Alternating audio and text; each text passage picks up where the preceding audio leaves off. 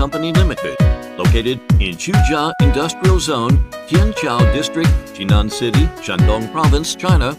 We are a professional manufacturer of food extrusion production systems.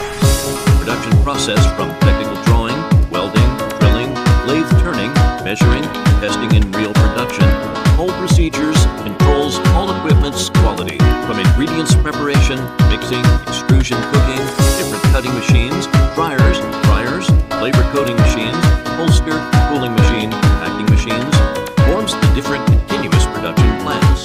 The production systems are for all kinds of expanded snacks, fried snack pellet, macaroni, pasta, breakfast cereals, cornflakes, nutrition powder, pet food, fish pellet, dog chews, modified starch, artificial rice, potato chips, breadcrumbs, and nuts, peanuts, toasting, and so on.